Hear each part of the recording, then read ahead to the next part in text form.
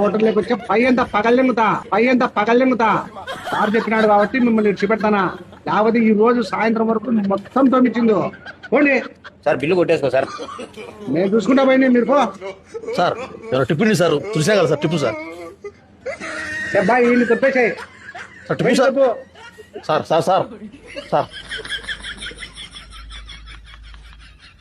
రే రాఘవేంద్ర, బోగులు తోమి నాకు చేతులు వచ్చానేరా. ఎంతమంది చేసాను రపడాన్ని, నేను అది టేబుల్ తుడిచి చేజు రట్టయిందో. రే దీనికి మనం ప్రతీకారం ఖచ్చితంగా తీర్చుకోవాలా. నా దగ్గర ఒక ఐడియా ఉంది, పదాంపా. థ్యాంక్స్ రా.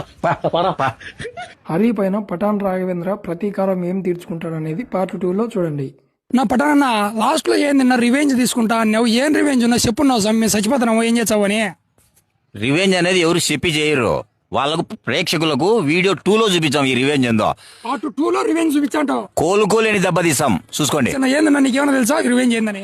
వీళ్ళు ఈ మాటకు చెప్తున్నారు, పెద్దగా ప్లానింగ్ చేసిన, ఇది పెద్ద ప్లానింగే కాబట్టి ఈ ప్లాన్ ఏందో మాకు కూడా తెలియదు. అట్లే మన అన్న హోటల్ బాగుంది, మైరాజ్ కిచెన్ చెప్పు దాని గురించి. మైరాజ్ కిచెన్ మన పులివెందులలోని వైఎస్ఆర్ పార్క్ చాయ్ బంక్ పక్కనే ఉంటది కదా, ఇక్కడ మైరాజ్ కిచెన్ అని చెప్పేసి ఇక్కడ కూడా రెస్టారెంట్ సూపర్ గా ఉంది. ఫ్యామిలీతో ఏదైనా కానీ బర్త్డే ఫంక్షన్లు కానీ చిన్న ఏంటైనా కానీ అంటే మెచ్యూరిటీ ఫంక్షన్లు కానీ జరుపుకోవాలన్నా కూడా ఈ పక్క బ్రహ్మాండంగా పార్క్ ఉంది. మీరు ఎంతమంది వచ్చారో చెప్తే వీళ్ళు ఫుడ్ చేసి పెడతారు.